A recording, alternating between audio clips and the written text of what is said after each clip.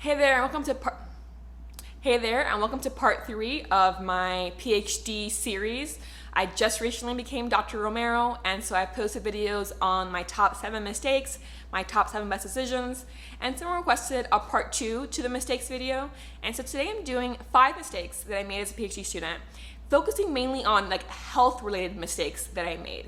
So if you're curious about that, please do watch until the end. Click like and subscribe if you're someone who is interested in learning about teaching, because most of my channel is about teaching tips, tools, ideas, and resource for new college instructors, which I know PhD students are often new to teaching.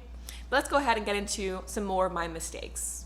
So the first to connect to physical health issues that I experienced during my PhD years, and the first was lack of exercise. Okay, I'm not someone who loves exercise. I was an athlete in my kid years, right, my childhood, but that definitely changed once I started college. And doing so little exercise was definitely not healthy for me. I gained quite a bit of weight during my 7 years as a PhD student, especially once I became a candidate. But even without the weight gain, right, I lacked energy a lot of times because I was doing so little movement. You know, as a PhD student, I spent so much time sitting down, reading and writing, right? Because my degree is in English, so all I do basically is read and write. And so in that case, you know, I lived a very sedimentary life as a PhD student because I was trapped into, I have so much work to do, I have to just sit down and get it done. And exercise went by the wayside, right? And so in my case, my tip for this, to kind of, the times I was able to do exercise pretty commonly was when, you know what, I teach on Tuesday, Thursday, that's when I go to campus. Before I drive home, let's stop at the gym, right, and do some exercise, right? And so that made 2 or 3 times a week, I would go to the gym because I was already out and about away from the house, right? Once I was home, I was a homebody. I'm just doing my work, being on Netflix, cooking, right, relaxing. And so I didn't tend to do at-home workouts. So that's just one tip of when you're out, make the gym a pit stop, right? Have a go bag in your car. But overall, this really affected me, making me more low energy, right? Making me unhappy with how my life is going because I was doing so little exercise. So make a plan, stick to it as soon as you can when it comes to being a PhD student, but also getting an exercise into your life. And then as a follow-up to that, my sleeping schedule was terrible, right? So I can go to bed really late and then wake up late because I didn't have to teach in the morning. So I was like, you know what, might as well, because I don't have to wake up at 8 a.m. The days I did, right? So I had a couple semesters where I taught 8 a.m., had to get up at 7. I went to bed a bit earlier, but still not 10 p.m., right? 12, maybe 1 would be early for me in a lot of those cases. And it really did not help me to have this really strange sleeping, habit of, okay, well today I go to bed at 2 in the morning and I wake up at 10:30, and then tomorrow I'll go to bed at 1 in the morning and I wake up at 9, and so on and so forth. So I do recommend kind of getting into, okay, I'm gonna try to go to bed before 11:30 each night, right? Becoming consistent with when you go to bed can help you become consistent on when you wake up and how much energy you have at that point.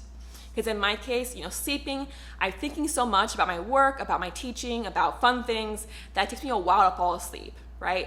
So in my case, if you're like me, right, then you might go to bed at 11, but fall asleep at 1 in the morning, right? If you're going to bed at 1 in the morning, you might not fall asleep until 3, okay?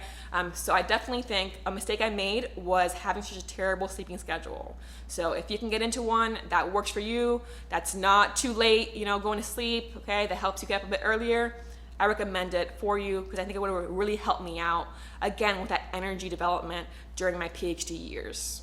Now, moving on to emotional health, taking on too many tasks was terrible for me as well, right? So there were some book reviews I never did because I was so anxious about writing them and doing my other work that I just never got around to actually curating them. And that's on me, right? I let down the person who gave me the opportunity to review this book, right, for their journal. And that happened twice, right? I was really terrible at this because, again, I have a lot of writing anxiety and I was already working on my dissertation. So putting that extra pressure on myself, I was thinking, good for my career, right? But on the whole, book reviews are nice, but they're not as good as academic articles, right? I could have been spending my anxiety on something that would have actually helped more publication-wise. And so taking on something that is not gonna help you to a great extent career-wise, or that you don't have a strong passion for, I recommend just saying no, right? Don't think about small reasons to do it, think about big reasons to do it. And if you don't have a big reason, then turn it down, right? There'll be other opportunities, okay? And it can be better for your mental health to not have this added pressure, and you feel guilt and you feel worried, and that every time you get an email, you know, what if it's them asking for, you know, this thing I said I would do and I don't have it yet? Not worth it. Right? So really decide what you say yes to and say no as often as you can. So as you can tell, I get pretty emotionally involved in my, you know, work, in my teaching, in my writing, and that can be a great way of motivating me. That can also be a great way of increasing my anxiety, right? So another mistake I make, right, made and still make, is being really emotionally invested in my teaching evals. Right? Because, you know, there's been research of how biased it can be, especially towards female instructors, right? But still, anytime I get them, I'm like, okay, I have to check, you know, those individual comments, either they love you or they hate you when they actually give you a comment, right? And so in my case, I really recommend getting a bit stronger of a boundary between, you know, looking at the evals and taking them, you know, with a grain of salt, right? Becoming better based off the feedback, but, you know, when you have super negative feedback, acknowledge that, well, there's two sides of every story, right? So I definitely invest a lot in my teaching. So if anybody says like, oh, like she was, you know, I didn't really understand what she was saying, or, you know, she, you know, didn't seem to really be invested, I'm well aware of how invested I am in my teaching, right? So that's definitely a case of point of view, right? So in my case, I really recommend, you know, don't put too much pressure on yourself to have super strong evals, because in some cases it's just not going to be possible just because of the biases involved with them. So I tend to get strong evals, right? On the majority, I'll get good responses, but of course it's that one or two negative comments that I think about for days at a time, right? And so I can get, you know, above average in comparison to the other people teaching this course, and of my 30 students, 28 said 5, it was a great experience, but the 2 who just go off on me in the comments, those are the ones I remember, right? And so if you're like that too, then I really, together, we should both be working on, you know what, let's create distance between how much I put on myself based off these responses from my students. And then this next one is not connected to health, right? It's just kind of a thinking, you know, physical, emotional, and intellectual. So in general, an intellectual tip and mistake I made was not taking advantage of all the resources on campus, right? Because, you know, CTLT had tons of workshops, tons of activities that I could have done, and I did use some of them, right? The midterm chat that I created videos about, I love, and I'll link that below. But, you know, there are other opportunities to learn from CTLT that I didn't take, and I think I would have really enjoyed that and gotten a lot out of it, right?